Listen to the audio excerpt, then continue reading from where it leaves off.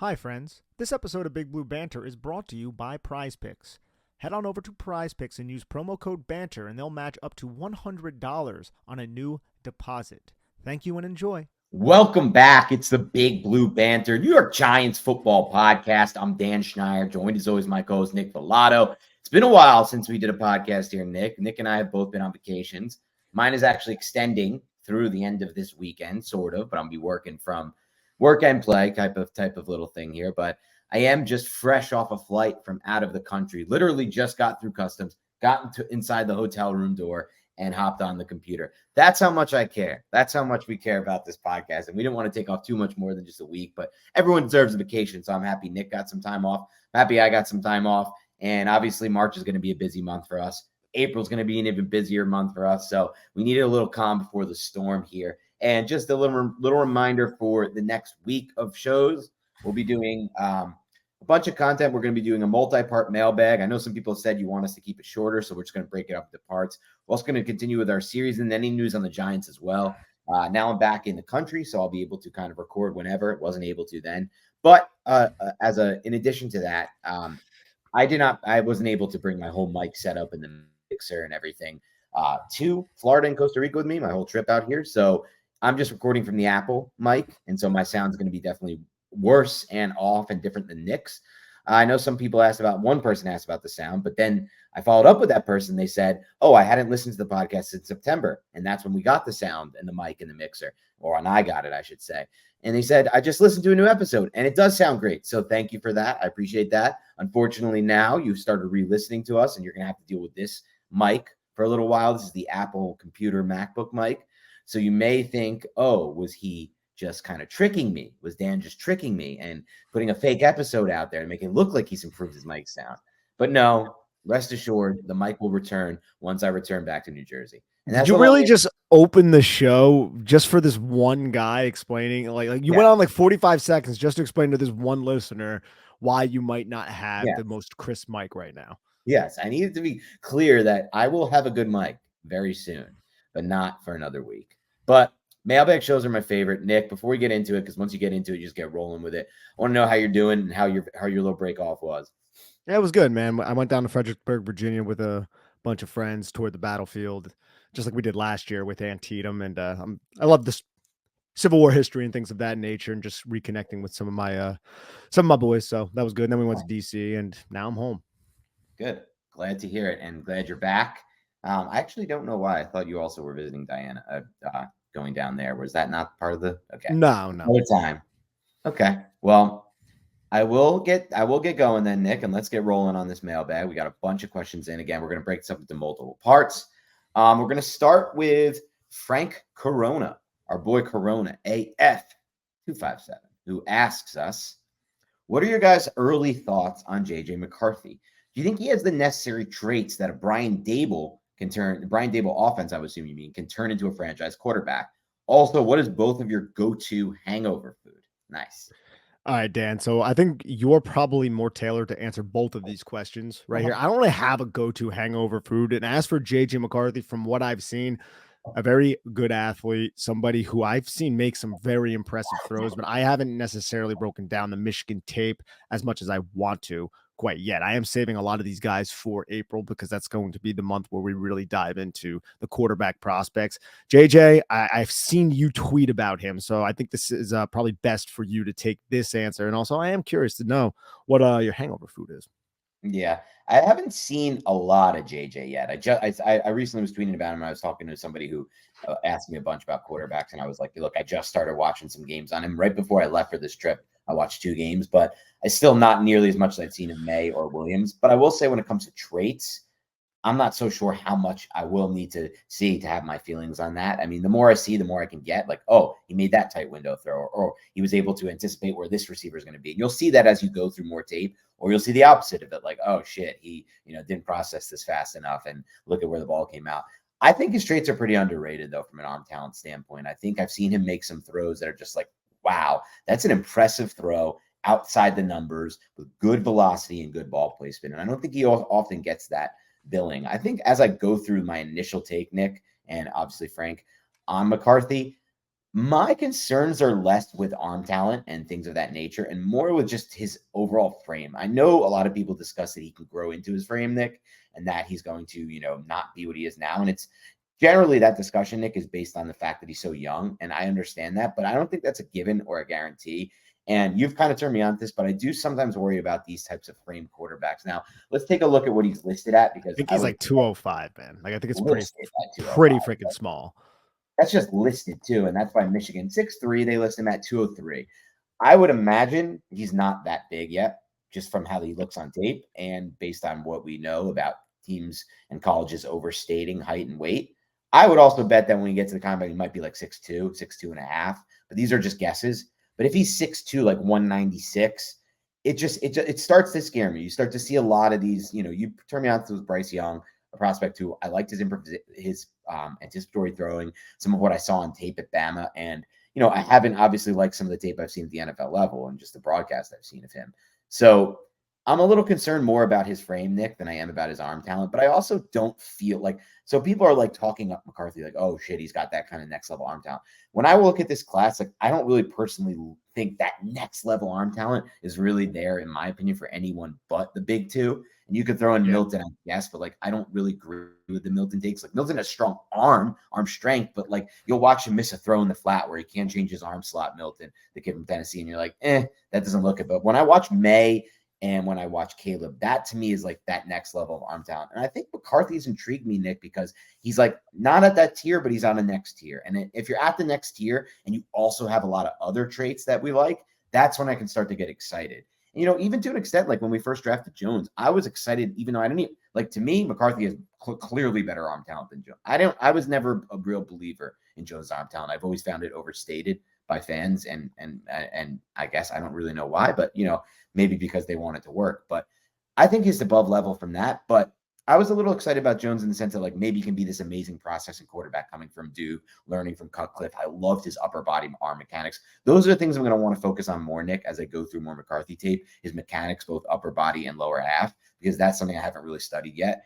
And if all those other things start to click for me, Nick, that's when I'll get excited. But as far as arm talent goes, I don't really feel it's on that elite level personally. I know Monty and Sal, they're fans of JJ McCarthy, and they have a podcast called He's a Giant, I believe is what it's called. I encourage a lot of people to go and listen to them. And Sal actually is next up, and he asks. Oh, wait, I got to get my hangover food. I have it. Oh, okay. Well, that was such a seamless transition, though. So I'm going to say this one thing because it has nothing. There's no substance to the answer that we're going to provide. Sal just wants us to say, I dare you to say, Nick, RBBC 3 times in a row to Dan with a straight face. We're not going to do it, but I think Dan might crack a smile a little bit. Yeah, you got one there, Sal.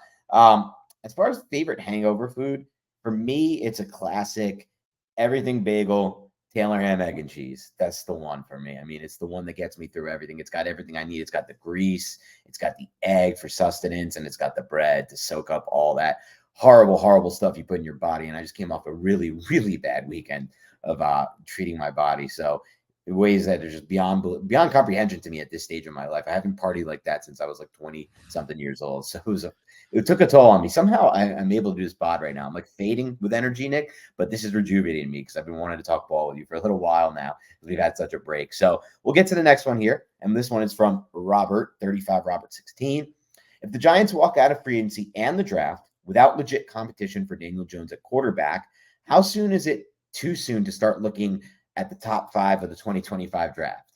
I would start looking at it immediately because I think the Giants are in a rebuild mode right now. And if you're in a rebuild mode, you're more than likely going to suck. Meaning, hopefully, if the rebuild is going well, you have a top 5 pick for the next draft. Who is it that's going to be the top 5 quarterbacks selected next year? And that doesn't mean they're going to be, but I want at least an idea on who those players are and maybe some early games that I can watch to see how they may transition into an offense that the Giants might not even have in 2025 at that point.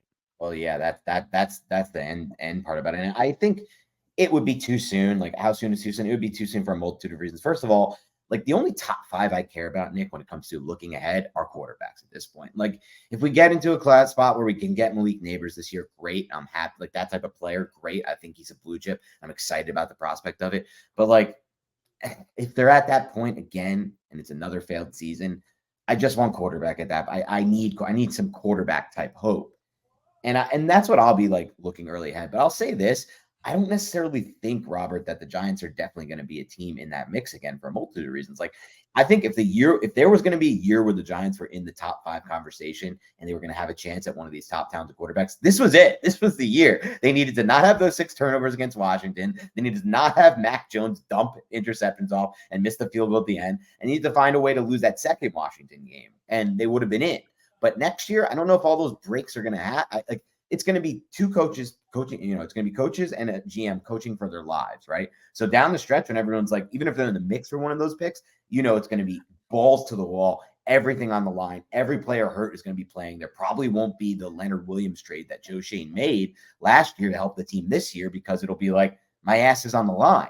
I need to continue to try to win these games to prove to John Mara, who, believes strongly in winning is the main. John Mara, to him, like I've said this before, I'll say it again. And this is part of it. I like John Mara as an owner, and I know I'm close to alone in that, Nick, though I know you kind of like him too. I just feel like there's so many bad owners in sports. He doesn't personally qualify for me. But one thing I don't like about him is how he views success. He views success as, if you can get a 9-win season and you can get meaningful games in MetLife Stadium at the end of a season, he would take that year after year after year after year and, grind to a playoff game, have no real hope of a Super Bowl, but get to the playoffs and have those games in December in the home stadium packed in January. So, like, to him, that's success. To me, I want long-term success. I want sustainability. I want to compete and win divisions 2 of every 3 years, for example. And so to him, like, he'll take, they don't have to, the bar's not set that high, in my opinion, for Dable and Shane to keep their jobs. And so with that said, they're going to want to win every possible game down the stretch. So I actually think it might be I think it's almost the opposite. I think that they won't really be in that mix. And, they had a lot of circumstances, in my opinion, that led to their poor record this year, Nick. The slew of injuries in the offensive line, like, is that going to happen every year?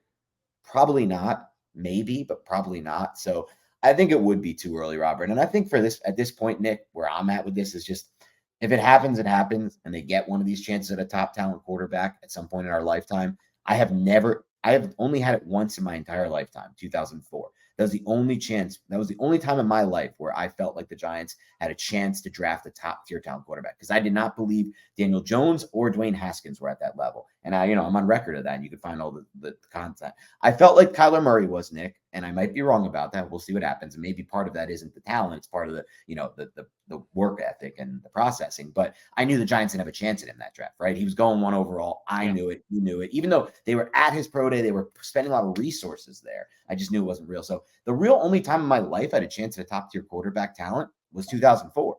So I'm just like, that's been so long ago, Nick. It's 19 years at this point, or 20 years at this draft. Like, if it happens, it happens in my lifetime, but I'm just not going to count on it anymore. Baraldo asks, which position is not being talked about but can be addressed with one of the second round picks?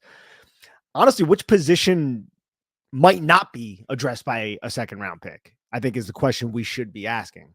I wouldn't be shocked if the Giants went with any position, I think, with the second round pick, other than maybe like inside linebacker. Yeah, I mean, so I think I agree with you on that. I'm just trying to think. Like, inside linebacker would probably be the shocking, or this is not being talked about, can be addressed. So that one probably won't be addressed, right? No inside linebacker. I would say running back is not really being discussed much, but could be there. I'd be disappointed as hell if that was the pick. And that doesn't go for every class. I love going running back in some classes. This is just not the class for me at running back. I do not like, I keep seeing like Braylon Allen discussions for RB1. And I'm a Wisconsin fan. People claim me to be a homer with draft picks. If the Giants take Braylon Allen as a second, even a third round pick, I'll be disappointed as hell. I've seen this kid his entire career at Wisconsin. This is one of the worst backs we've had come through the draft class. Like, the fact that he's even in the mix for RB1 is not a good sign for the top of this RB class. So that one would be one that would shock me, but that would disappoint me, but it wouldn't shock me, Nick, because the Giants have a big need at that position. Another one would be safety, I think. Those are the two for me, safety and running back, if they let me walk. I think, again, I think any position is up in the air. So I don't know I don't know if any of them would shock me, other than inside linebacker. Because I can see the Giants, and I don't think, and I agree with you with the running back. If the Giants do that, I don't think shocked is the right word. I'd be disappointed if the Giants spent. What about safety, Nick? I would not be disappointed if the Giants went safety. I think the safety is a need, and a lot of this still rides on what are the Giants going to do with Xavier McKinney. That is a question that we obviously don't have an answer. But say they retain Xavier McKinney and then they spent it on safety. Look, Shane Bowen, if you're drafting for Shane Bowen, and Shane Bowen really loves a safety, he loves to use 3 safety sets. Are the Giants right now comfortable enough with Dane Belton to be that third safety? I'm not 100% certain. And if they love somebody who is going to be out there for over 500 defensive snaps because of these 3 defensive personnel packages, I'm not going to sit there and throw a fit, especially if he's a good football player. And there are a lot of unique safeties in this draft class, guys who are like 6'4", like the kid from Miami, right? Like there's a lot of guys that I don't think I would throw a fit if the Giants entertained it, but it also depends on who else is on the board. And that's really what it is. There's an opportunity cost to every decision that you make. And if the Giants pass on, say, a cornerback, somebody who could start opposite of Deontay Banks, or a wide receiver, if they do not go wide receiver in the first round, maybe I'll be like, oh, well, I would have liked them to maybe go in this direction, but I'm going to trust them in this situation. I'm with you on that, because I think a lot of time people are like, they go down the board of needs, Nick, and they're like, got to do this. We got to fill corner. We got to fill edge. And it's like, sometimes the best player there is nowhere close to an edge on their board from there for scouting and evaluation. So don't force it. You got to take the best player. You don't want to always just take the best player. You don't want to draft a running back at number 2 overall again. Like, you don't want to go back down that bad, but you got to just, for the most part, take the best player with exception positions. One more position I'll throw out there though, Nick, that wouldn't, again, nothing would surprise or shock me. Disappoint was the other word I would use, just based on where I'm at. I would think that if they go the route of drafting a Y tight end in the second round, Nick, it wouldn't be what I love, because it wouldn't. I don't think it says great things about their long-term view of what Bellinger can be for them. And I know me and you are on the page, the stronghold page of, we've seen this dude's tape over and over and over again. It's literally what we do on this podcast for the main core of our pod, and we just love the tape so much that we think there's 10-year potential with him at the Y position for the Giants. So I wouldn't like them. If they draft a Y tight end with that early capital, it wouldn't be the greatest thing for me. Yeah, I actually thought about bringing up the Y tight end position, just tight end position in general. I want the Giants to draft the tight end. I just don't think I want it with one of their first 3 picks with this current roster. I think you just have a lot of other holes, and you could, just judging off of it. Look, I don't have a full comprehensive understanding of the draft as of right now. I'm getting there. It does seem like there will be tight ends that will be available on day 3 that can come in, that can contribute, similar to maybe a Daniel Bellinger, maybe not to the level of Daniel Bellinger in his rookie season, but maybe similar. So I would rather go that route than spend a top 60 pick on that position. And I don't hate the idea, Nick, of, because I'm with you. We don't want to have what we had last season, where like, if Bellinger gets injured, there's nothing you can do. Yeah, but we're screwed. Yeah, you just can't do that again. And maybe that could be a day 3 option. But I also just think, like, in this offense, if it gets to the point, if everything goes right and Dable's here for the next 5 years and Shane's with him, the premier offense is like an explosive vertical offense like we saw in Buffalo. And that one really didn't feature tight ends. Like, even the one tight end they had sometimes didn't get on the field that often. So, like, it just, I know last year we saw a lot of 2 tight end sets, but I think that was more to do with the quarterback personally and the offensive line. Like, there's just not, you can't really let this quarterback operate like a 3 receiver type offense. He just doesn't get through it fast enough. So I think that had more to do with that, but I don't know how long this quarterback's going to be here. Brian Heffy asks, my wife has been telling me that football and Big Blue banter are the, quote, other women, unquote.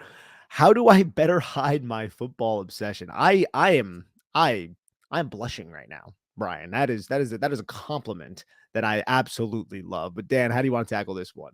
One of the nicest things anyone's ever said to us in a mailbag, without a doubt. The fact that, hey, look, everyone in every relationship has an other woman. Sometimes it's golf for some people, gambling, whatever it might be. Football is one of them for a lot of people. But the fact that Big Blue Banter is also in that is just awesome. I'm always blown away, Nick, by like some of the people who like Brian, and we've known Brian for a while now. We've just been diehard fans for a while, like, that stick through, like, and want more of a specific one team podcast, like 4 or 5 episodes a week, especially when that team is just god awful for so long. Like, I saw some old friends of mine this past weekend, and one of them's a diehard Giants fan, and he's like, dude, I'm so sorry. I really haven't listened to much Big Blue Banter. It's so hard for me. Like, after week 3, 4, 5, 6, 7, it's just so hard for me. And I was like, I get that. Like, I know the level of fan you're at, and I don't want you to be someone you're not as a fan. Like, you're not the type. Like, you're a diehard fan. It doesn't make you less of a diehard fan to not listen to a diehard fan type podcast when the team is god awful and doesn't actually have any real hope in your mind.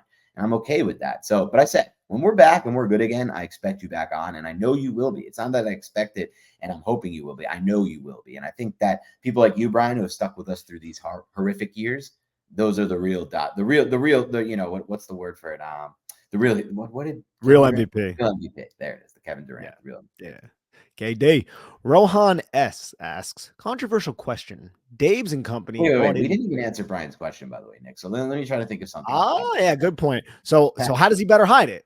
So how does he better hide his football obsession? I would say you don't need to hide your football obsession. If you're obsessed with football, I would encourage you to own it. Now, if you're being cudgeled into hiding it by your wife, that's where I don't really know if I have the best answer for you. But this is something that I've kind of dealt with as well in my own relationship. Oh, yeah. But I just kind of tell Diana, I'm like, look, like this is kind of how it is. This is what you're getting.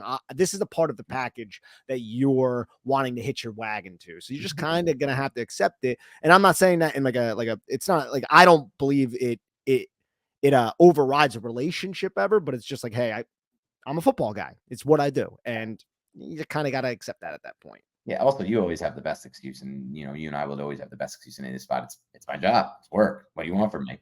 But for those who don't have that excuse, and a lot of people don't have that excuse, maybe one idea would be like you try to get your wife into football somehow, some way, and then it's like a thing you guys do together. That would be maybe my best advice for this. And then you don't even have to hide it. But anyway, Rohan asks Nick, I have a controversial question. Dave's and company brought in Wink. Wink was in the NFL for a considerable amount of time. It is obvious that Wink wasn't a team player. However, what does that say about Dable that he wasn't aware of Wink's issues prior to the hire?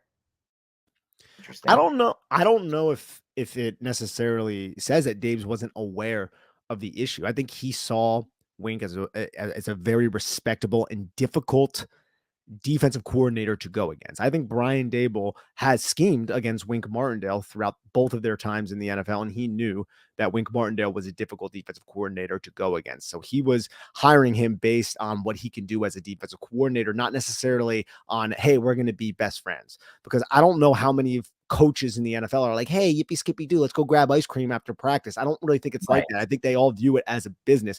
It just got to a boiling point because I think Wink Martindale did not like the fact that Brian Dable was trying to put his fingerprints, rightfully so. He's the head coach of the team. He should be able to say, hey, I'm the head coach. I want you to do this. And Wink Martindale just did not respect Brian Dable's defensive football acumen. And then it was the butting of the head. So I don't necessarily blame Brian Dable for being unaware of Wink's issues. I think this is just kind of the natural process, the natural business of football is a lot of these guys have huge egos. And when you're losing football games, those egos are really going to clash. And I don't really hold that against Brian Dable.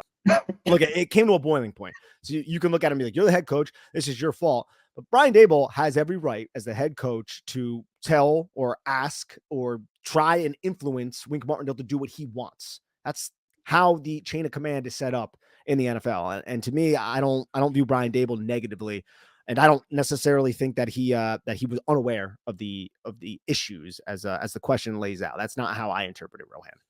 Yeah, Rohan, I would say this: like everyone puts their best foot forward in their first initial interview, right? Like Wink Martindale's interview with Brian Dable, I wouldn't be surprised if he brought up some of what happened at the end of his tenure in Baltimore. It was like, look, I'm going to make these changes, so what's going to happen? And then things change after the interview. You get into the job, and there's moments that you have. Look, it's tough. I don't blame Brian Dable even for some of the things that he did, trying to put his fingerprints and on the defense at points. Because guess what? Your job is on the line if your defensive coordinator is not doing a good job and your defense is not doing a good job. Not that that was the case, but in moments that you felt like you could change things for the better. And it's on you to keep your job to do it. Like, look at the Super Bowl, for example. Kyle Shanahan has to call a timeout because Steve Wilkes is playing such a soft zone at that final KC drive in overtime. And it's too late at that point. KC has moved down the field far enough, and there's not enough he can do at that point. But, should he have just let it keep going? Should he have let Steve Wilkes just go do whatever the hell he wants to do? And the game, I mean, it ended up anyway, they lose, but it would have been a definite loss that way. No, I don't think the coach should just defer at all times, defensive coordinator, even if that was maybe even agreed upon when they first came together, Wink and Dable. I think things can change when losing happens, like you said, Nick. So I don't really blame him for that. And I also don't blame him for not getting a good read, as Rohan might be suggesting here, on Wink to begin with, because again, he's that first interview is going to be the best foot forward. That's how things go. Absolutely. And look, that doesn't mean that Brian Dable isn't a micromanager either. I think Brian Dable is a micromanager, and that's just who he is, right? Maybe you can say, hey, try to not micromanage as much, but it's easier said than done when you're losing football games and you think as a head football coach that you can do something to prevent your team from losing football games by maybe asking your defensive coordinator to, I don't know, listen to his head coach. Yes, I completely agree with you on that one, Nick. All right. Jacob Shaduk asks, having a hard time figuring out what's going to happen this offseason. I think we all are, actually. Yeah, it's on true. that note, what does your ideal offseason look like? Ooh, ideal offseason, Fun one. Dan. I don't know if I have an ideal offseason. I think it would include re-signing Xavier McKinney. So let's start there. You can't get rid of Daniel Jones right now. I am 100% okay with the Giants trading up. I don't know if that is the number one path for the New York Giants right now. So really, I'm kind of sitting here, Jacob, like I don't really know what my ideal offseason is. Part of me does say this though, or think this, if, and I'm not sure if this is the way it is right now. If the Giants are certain about one of these quarterbacks, you got to go and get them. But how much is that going to cost?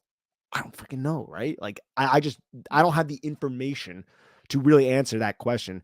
But man, I don't know if the Giants are going to, I think you did a good job laying this out before that. I don't know if the Giants are going to suck enough to get the quarterback that they love in the future. If there even is one in next class. Or even if there is one. So it's like, say they do love Drake May and one of the teams picking ahead of them doesn't, or they just want to go in another direction. You feel that process out through, phone calls and the relationships you have in the league. I think you got to figure out a way to get that guy and then go from there. Because if not, I don't know if you're going to get any more chances specifically for Brian Daboll, but maybe even for Joe Schoen. What's going on, Big Blue Banter listeners? I'm excited for the football season for several reasons, and one of those reasons is Prize Picks, which is North America's largest independently owned daily fantasy sports platform, and it's so simple to use. Instead of battling thousands of other players, including professionals, sharks, and people who are going to exploit you, you pick more than or less than on 2 to 6 player stat projections, and you just watch the winnings roll in. It's very simple to play and gives you a little extra skin. I've set my picks in less than 60 seconds. There are so many stats to choose from, and the withdrawals of funds are easy and quick. Dan and I will be adding a segment to our show before every game where we pick our favorite stats, more or less yards or touchdowns, what have you, and we'll be discussing why from a scheme, matchup, and game theory perspective. I love their promotions and how easy their interface is to operate at Prize Picks. I may select more on tackles for a loss from Bobby Okereke or Kayvon Thibodeau next game. They also do other sports as well. It's a really cool experience. Please join Dan and I in the fun of Prize Picks. Go to prizepicks.com/banter and use code BANTER for a first deposit match up to $100. Again, go to prizepicks.com/banter and use code BANTER for a first deposit match up to $100. You will not regret it. Oh, my friends, you know what time it is. You're hungry, you're starving, and you desperately need pizza. You should get the best pizza on the market, and that is, of course, Little Caesars. Make Little Caesars the official pizza sponsor of the NFL part of your game day. Order online during the Pizza pregame all day on NFL game days and even on Pro Bowl Sunday, and get ready for some football fun and cheesy, delicious pizza. Choose your favorite Little Caesars pizza or pick the toppings you crave. Either way, you win. And speaking of winning, everyone scores with convenient delivery or our in-store pizza portal pickup. So grab some friends and enjoy a few slices during the game. So this is a great question. And I think ultimately, and we've done this in the past, Nick, at some point in the next maybe 2 or 3 weeks, maybe even just 2 weeks, we should do a whole dedicated podcast to like our X step plan for the best possible offseason for the Giants, because I think that will take it's going to be time consuming and we're going to get into it. We're going to really do the dirt nitty gritty of it. This is more of an off top of our head type of thing. So I want to start by saying that. But for me, off the top of my head, you're asking what an ideal offseason looks like for me, Jacob. And for me, it starts at the top at quarterback. So the first part of my ideal offseason is no more restructuring the Daniel Jones contract. Leave it as it is. Do not push back any more of the cap hit. Going to be some dead cap hit no matter what they do next year. This year, already done for. It's all on the books. But next year, no matter what, they're taking a dead cap hit with Jones. It's going to be, I think, 21 or 23 million. I don't remember the exact number there. So you take that hit, you take your medicine, and you eat it, and you do not further restructure that contract. So that's number one. Number 2 for me, and look, Jacob's asking for ideal, Nick. And number 2 ideal thing for me would be teams at the top. Okay, let's start it like this. Caleb Williams 1 overall to the Bears. That one I think is locked in stone. Number 2, Washington. They take Jaden Daniels. They want that style of quarterback, right? They're asking for ideal. I'm going to give you ideal. Ideal is teams over-focus and over-fixate on the flaws of Drake May's tapes. And I tweeted about this the other day. There's some bad tape of Drake May out there. Guess what? There was a lot of bad tape with Josh Allen. And guess what? I love how Daniel Jeremiah said this last year.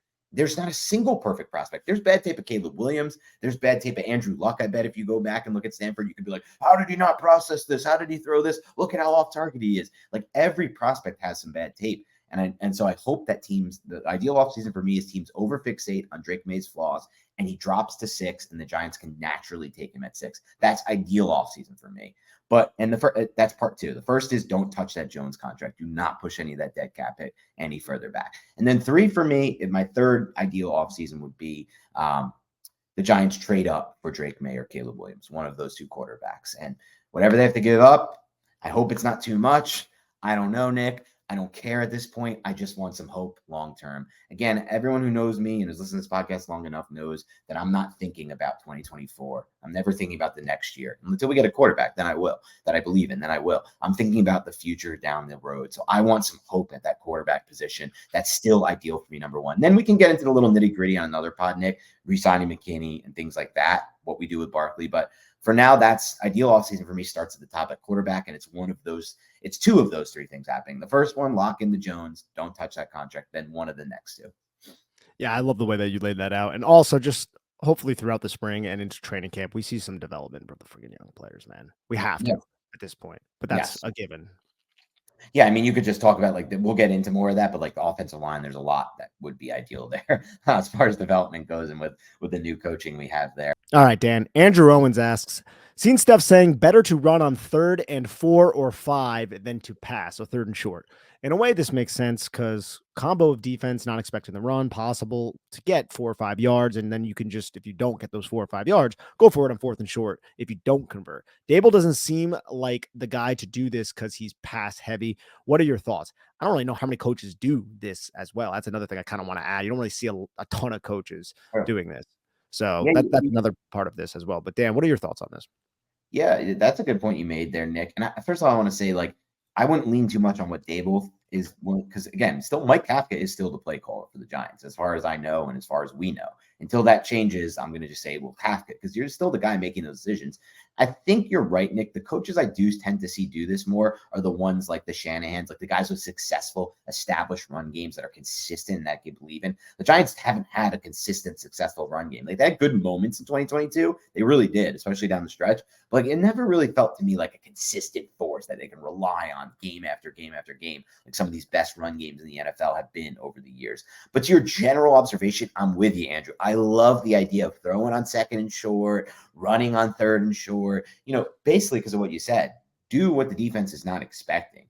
And especially if you're the type of team, and we've talked about this in the past, Nick, that is very good at disguising your plays, like making your runs look like passes and making your passes look like runs. I think there's even more value to those teams that are good at that. And some coordinators are better than others. I felt like the Giants did a good job of this, really good job of this in 2022 at times.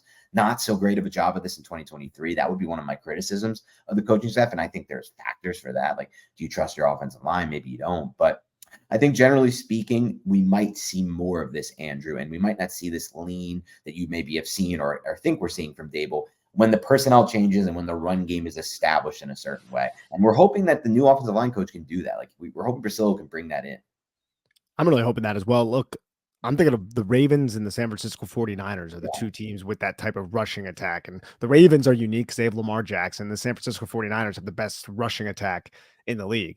The Giants, how many times did we see Saquon Barkley get the ball and then get met in the backfield? And if he got back to the line of scrimmage, we're like, wow, that's really talented on Saquon Barkley's part for getting back to the line of scrimmage. Like, that happens too frequently for the Giants. I don't want to lay that I don't necessarily want to lay that at the feet of Dable when that's such a reality that is so palpable whenever you turn on a Giants game.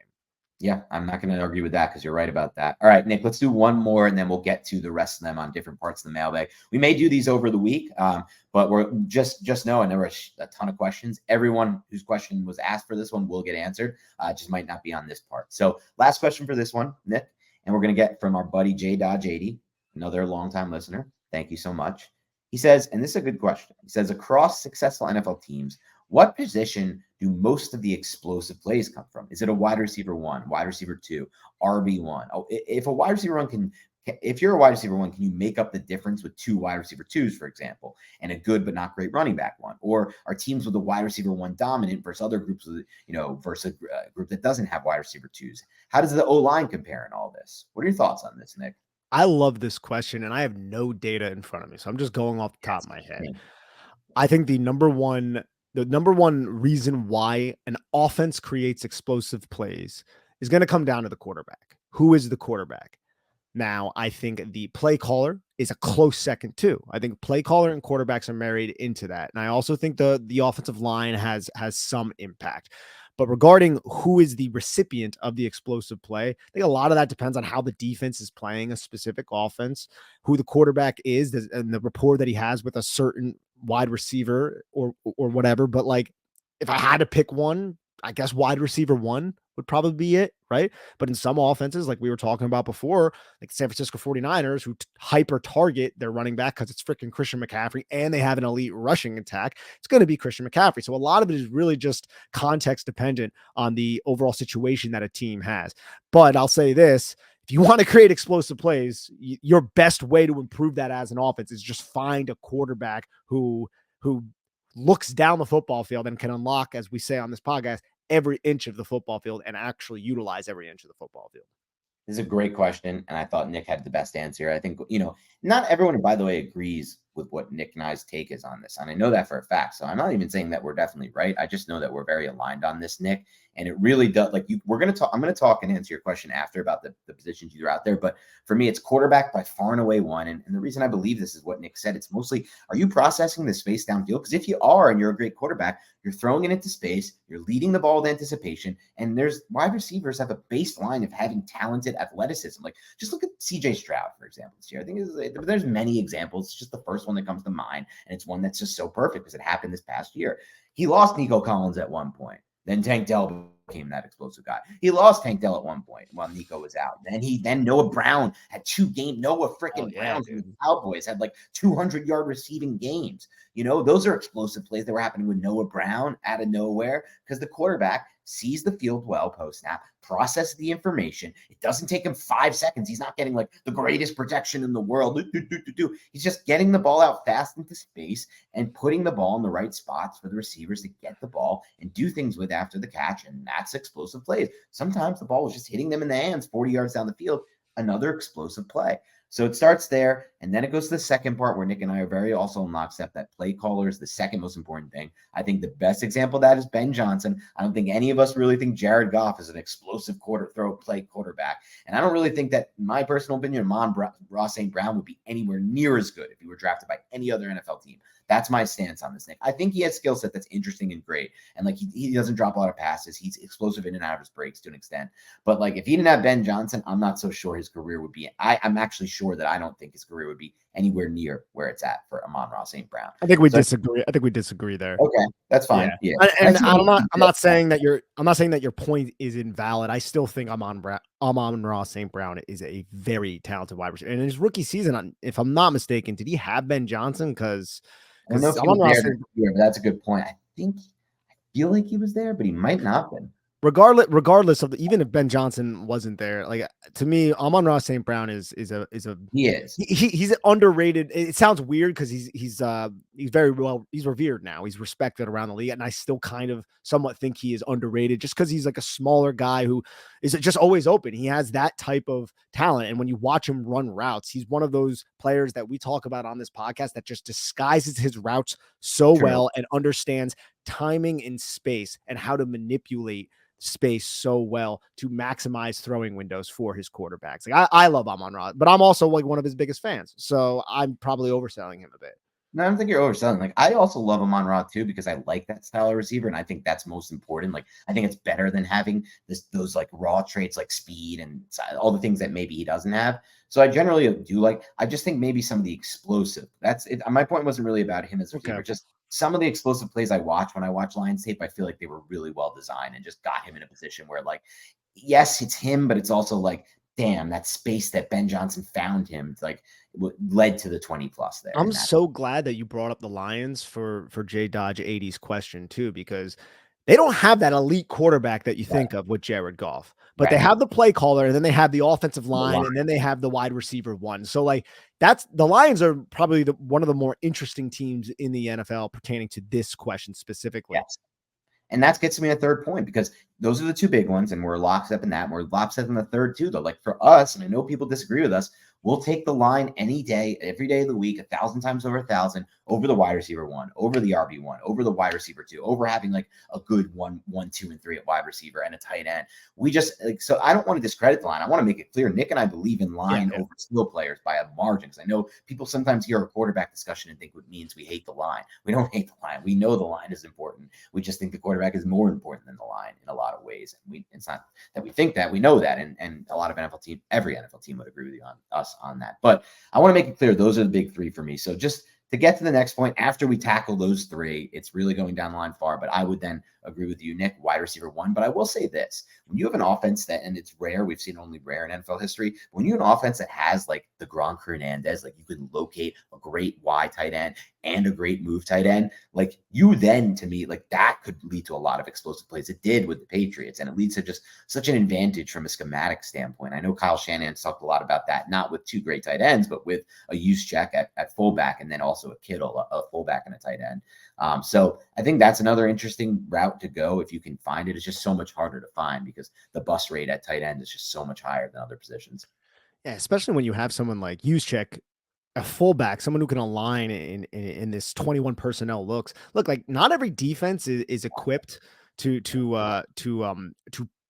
play efficiently and effectively against a team like that. Now they're starting to come around a little bit more, but when the fullback was phased out over the last like 10 years, you didn't see every defense have the right linebackers to really play that. Because remember the NFL, if you go back like 6-7 years, the NFL kind of went to that time where like linebackers were like 220 pounds. Yeah. Right. And then when you come out there in 21 personnel with Kyle Juszczyk, and you can align Kyle Juszczyk outside the numbers, and he can run routes effectively, but you can also align, he's going to punch you right in the mouth. Like that gives the offense a mismatched weapon, and the defense have to find a way to counter that. And they did that by either beefing up the linebackers a little bit more or incorporating 3 safety looks and getting these hybrid safeties out there. So just kind of not every defense had the ability to really play those teams. And I just think the more versatile your offense is, the better. And teams that seem to have this Kyle Shanahan flavor to them seem to have those types of fullbacks who can operate as tight ends and can also operate outside the numbers. You just do so many different like creative, cool things with them. Yeah, agreed on that. All right, that's all the time we have for part 1 of the mailbag. We're trying to keep these more concise and just do them in more parts for those who have told us, you want to listen to, have a time block where you want to listen to our show. So we're going to do that. We're going to wrap up there. Thanks so much for tuning in. If your question wasn't answered, rest assured it will be answered on the next part or the part after that. Thank you so much. Have a great rest of your week, and we'll talk to you soon.